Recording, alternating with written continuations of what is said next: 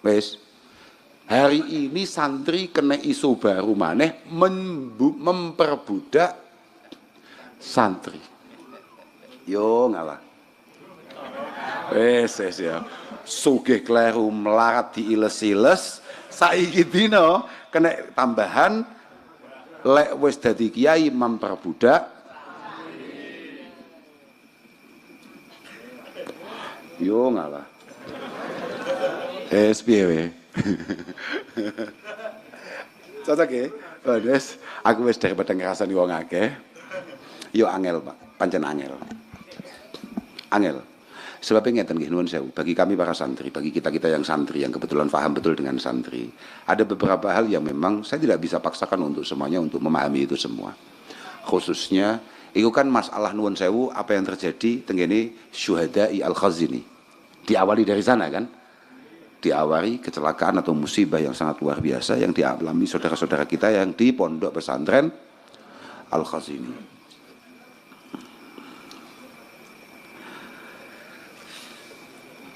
Kemudian beberapa pondok-pondok di komentari atau disoroti terkait beberapa hal yang dianggap menyimpang oleh mereka, diantaranya adalah perbudakan. Bagi kami para santri niku sing digawe contoh dilalah kersane Allah Subhanahu wa taala itu adalah Pondok Lirboyo. Tonggone awake dhewe. Pondok paling gagah se-Indonesia. Dilalah kersane ngalah. Karena di sana ono kerja bakti yang biasa disebut oleh para santri yang namanya roan, itu diupload dengan penuh kebanggaan oleh para santri. Paham nggak? Kak Balen ini. Itu diupload dengan penuh kesadaran dan kebanggaan oleh para sama takokno santri Lirboyo. Betapa bangganya berkesempatan untuk terlibat dalam kerja bakti atau roan itu tadi. Pasti itu. Dan itu ada di setiap otak dan pikiran semua santri. Yang ternyata hari ini otak-otak model santri-santri Lirboyo, santri-santri kaya awake dhewe ini dianggap otak-otak kosong. Otak-otak sing gak jelas.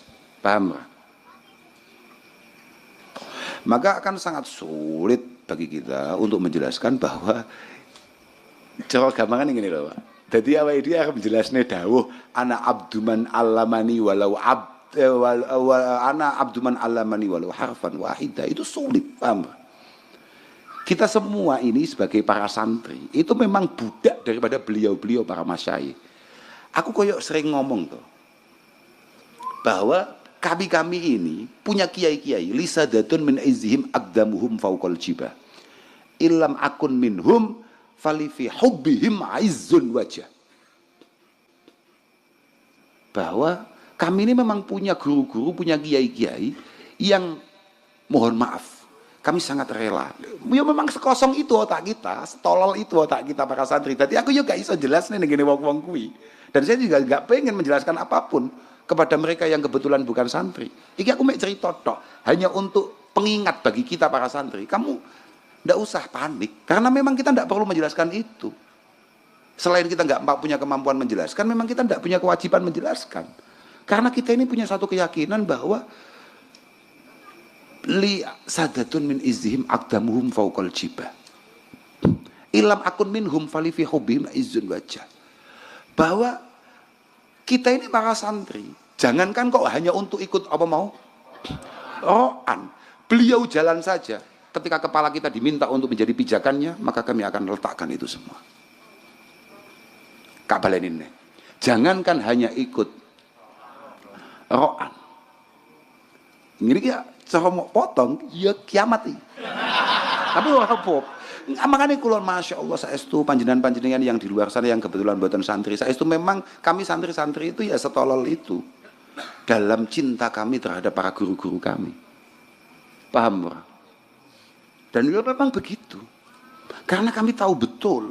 Artinya kami ini dari awal ngerti betul bahwa ilam akun minhum, kalau memang kami tidak ditakdirkan untuk kemudian memiliki apa yang beliau miliki. Kita tidak ditakdirkan menjadi seperti beliau-beliau. Paling tidak kita hanya mencintai atau bahkan berkesempatan ngeladeni tok. Iku wis istimewa banget menurut kami. Dan itu sulit diterima, paham ora? Itu sulit diterima dan memang nggak bisa diterima, memang nggak gampang diterima. Yo otot patek kena ditompo.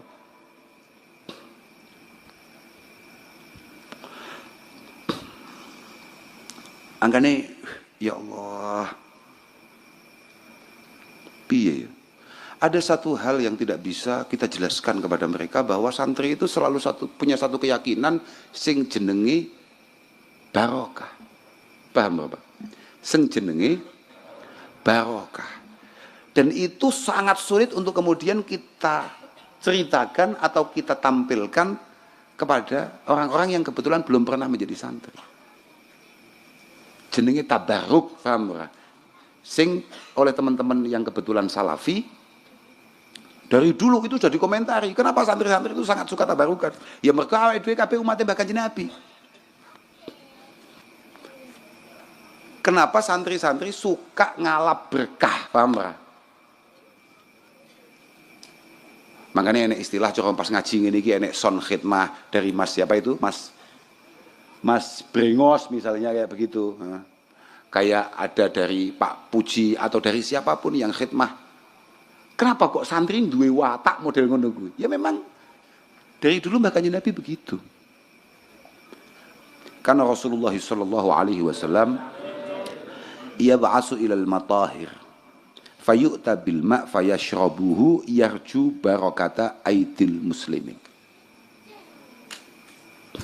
Wes. Kanjeng Nabi ngersakne toya wudu.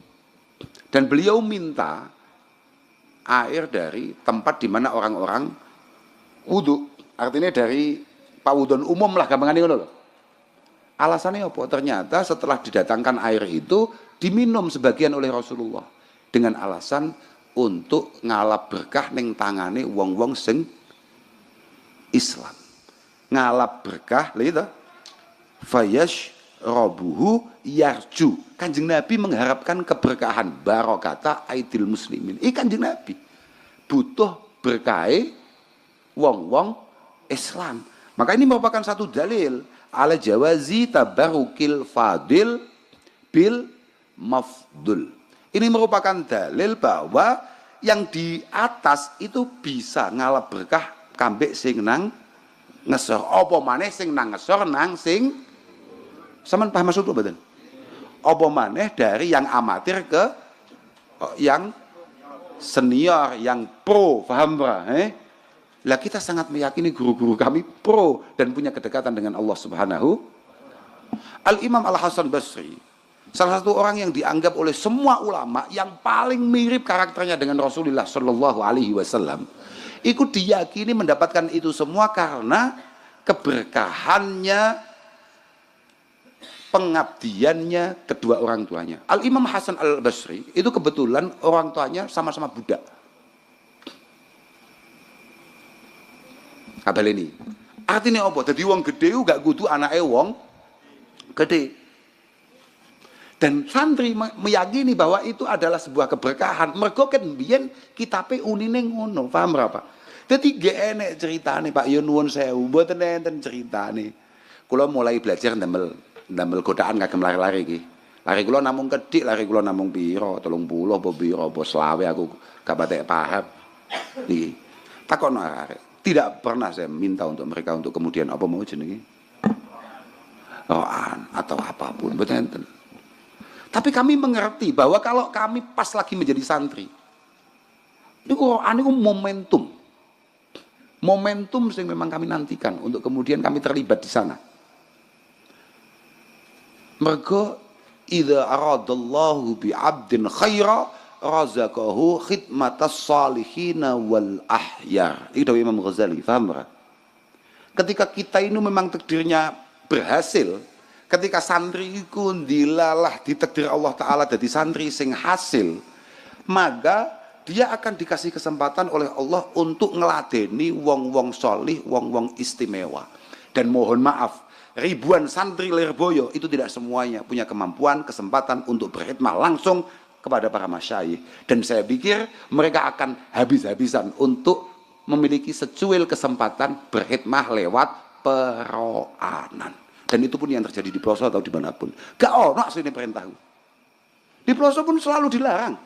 Tapi kebek tawaran sing upload salah. Lah ya ta, Pak? Nggih padha mawon. Lah lek kula mboten enten sing roan menyen gak duwe santri. Aku tuh jamaah model koyo kowe. Melas.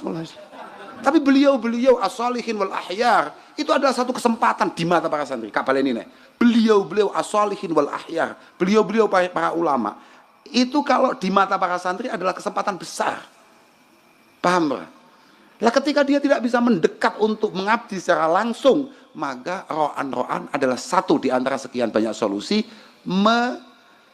menterlibatkan diri sebagai khadimul masyayikh. Paham gak sampean? Lah ini enak dipahami wong awakmu padha-padha santri ini. Nah om pas gak santri ya berat. Kak terus nih. Syekh Hasan Basri iku kebetulan wong tuane iku budak. Sing siji iku ngladeni Zaid bin Sabit bapake.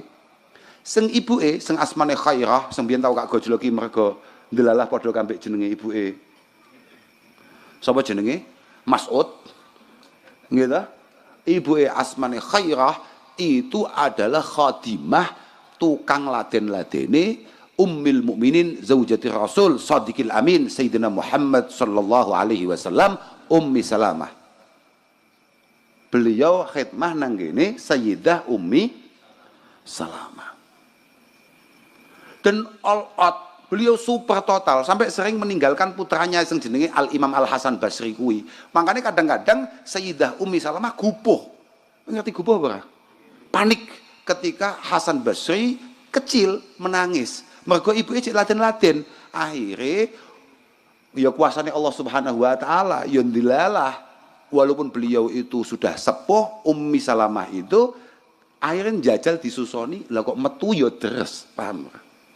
Dan Ummi Salamah itu kalau gendong Hasan Al Basri, walaupun itu adalah anak khodimahnya, anak khodamnya, ini biasa dibawa ke sahabat-sahabat, dijaluk nih pangestu, dijaluk nih berkah. Itulah kenapa santri-santri ket biyen, itu senengane njaluk panges.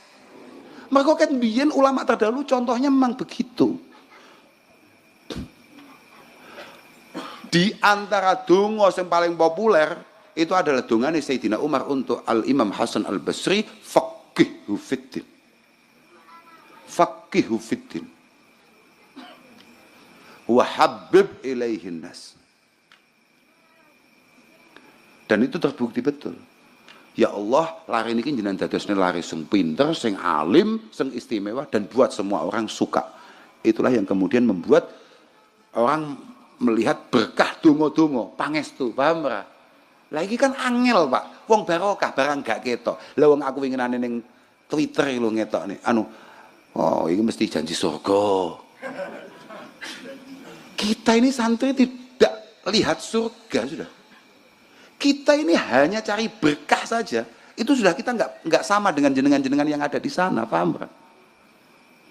Kita ini sudah tidak masuk akal menurut sampean. Tadi yo kita nompo-nompo ayo mancen ngono kuwi ya nek arep piye maneh. Al Imam Ibnu Ajibah mengatakan al khidmah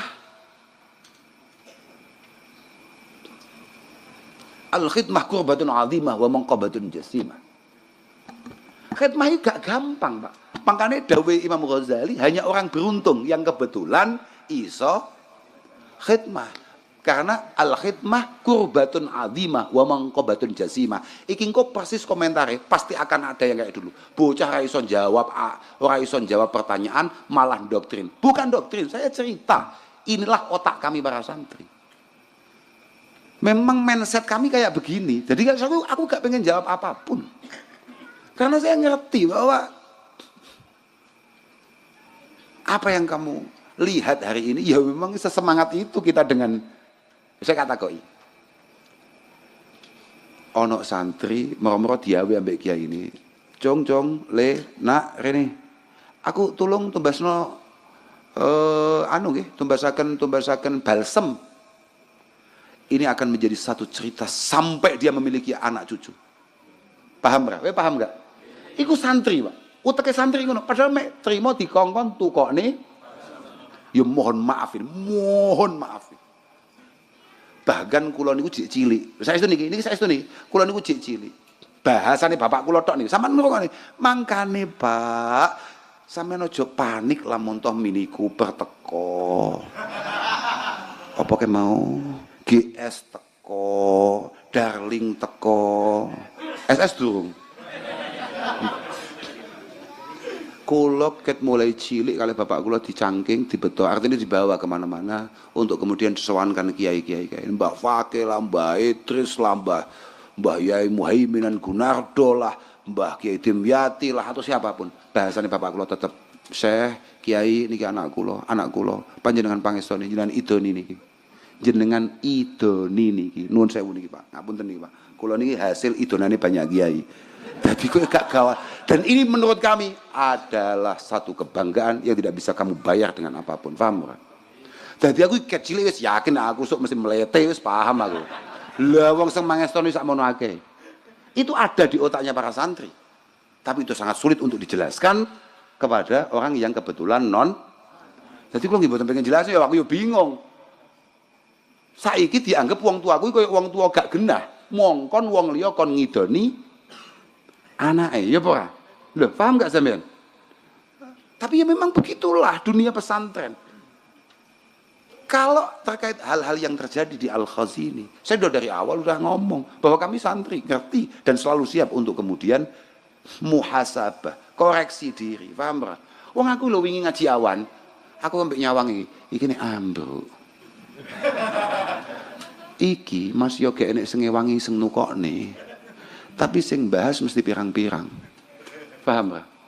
Iki tuku-tuku dhewe, nyalang-nyalangi dhewe. Tapi sekali ambruk,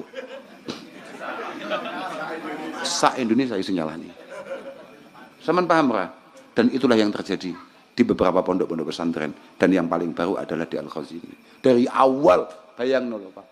Kula niku sampai, kula kan wallahil azim. Kula mboten ngerti blas bocah-bocah niku tarikane piro. Dan saya juga tidak pernah merasa menerima secuil dari tarikane bocah-bocah niku. Kula takok. Bulanan di pondok Al-Mubarak Al-Khazini, penuh berkah pondok Al-Khazini. Saya kenapa ngomongkan pondok itu penuh berkah? Karena dari sanalah para guru-guru kita dididik, dari sanalah guru-guru kita mendapatkan apa yang beliau dapatkan. Mbah Khalil lah, Mbah Hashim lah, dan kiai-kiai yang lain semuanya berangkatnya dari sana. Paham gak? Pondok Al-Khazini sahriyae ben ulan 85.000. Iku tinggi rokok aku gak. Tidak ada satupun yang membicarakan itu. Bahkan mohon maaf, tidak ada yang dulu pernah ngomentari kenapa tari anime semuanya. Ya Allah, luar biasa. Ternyata kalau ada apa-apa, semua pihak menyalahkan. Ya kita pasti ngerti dan siap untuk kemudian disalahkan dong, pancen pasti menung piye ya Pak. Wa ma asabakum min musibatin fabima kasabat aidikum. Semua hal yang buruk terjadi itu pasti karena kesalahan kita ngerti, kita paham. Artinya kita siap untuk evaluasi, muhasabah, introspeksi, berbenah, bahkan bertanggung jawab. Lo ngerti, berbenah. Bapak kulo berkali konsultan dari dulu saya mulai kecil, ahli pembangunan itu selalu diajak komunikasi dengan pengurus. Kemudian hasilnya dilaporkan kepada para masyayikh. Bapak kula ini wong galak banget urusan bangunan. Nggih mboten, Pak? Semua bangunan yang ada di pelosok itu semuanya sudah kita ukur untuk 5-6 lantai. Dan hanya digunakan untuk 2 sampai 3 lantai. Satu-satunya yang dipakai ke 4 lantai itu atasnya hanya dijadikan untuk jemuran. Padahal itu dengan pondasi yang siap secara konsultan untuk 5 sampai 6 lantai. Alasannya Bapak kula mbiyen. Pada akhirnya yang bertanggung jawab ini semua kepada para wali santri adalah saya sebagai pengasuh, duduk awakmu sebagai tukang. Duduk awakmu. Artinya apa? Ya kita ngerti dan kita siap untuk itu semua, paham Pak? Tapi aku biasanya orang kok suwi-suwi dadi pondok iki melas tenan ya. Kiai ini nyelengi sito-sito bakulan opo iso tuku tanah dirasani wong sak omah. Lah iya toh? Iso tuku tanah dadi rasan-rasan. Mulai iso bangun alon-alon, bangun pelan-pelan sak mampune. Ora enek wong pengin piye, ora enek wong pengen piye, mbasan enek apa-apa. Iya. Kiai ceroboh. Kiai dengan SDM rendah. Loh, ya bayang apa? Gak nangis piye wae dhewe. Kiai-kiai kita kemudian diperlakukan seperti itu. Pas obah gak diewangi, mbasan jajal mulai melaku. Dilalah ono keplesete sak Indonesia sih. Masya Allah. Semoga konco-konco santri dimanapun berada paringi selamat ya Allah Subhanahu Wa Taala. Paringi tenang. Walhasil tidak perlu sampean yang kebetulan santri atau apa terlalu memusingkan, merisaukan apa yang menjadi komentar orang-orang terkait bagaimana pondok pesantren. Ya kita ya begini ini. Moga-moga kita bisa menjadi lebih baik, berbenah lebih baik. Wis ngono tok ae, Pak. Bahwa kritikan-kritikan itu anggap sebuah nasihat yang baik bagi kita semua. Jangan kemudian kamu anggap, ya gini loh Pak. Mereka semua ngomong itu boleh, karena mohon maaf, mereka memang nggak tahu, paham nggak? Artinya dengan apa yang terjadi pada kita dan apa yang menjadi otak kita, apa yang menjadi mindset kita, mereka memang benar-benar nggak ngerti. Maka mohon dimaklumi. Jadi awakmu nggak usah rame-rame. Sudah, pokoknya saya minta siapapun yang kebetulan memiliki kesempatan khidmah untuk ngopeni bocah, tolong hati-hati dalam semua langkah. Kita ini tidak hanya diminta oleh para wali santri untuk memastikan akidah mereka, batiniyah mereka selamat, tapi juga kita diminta untuk memastikan zahiriyah mereka juga sehat dan selamat. Pun, ngoten nggih, kula ngapunten dateng sedaya mawon. Ya, ini pada para budak-budak yang tidak jelas.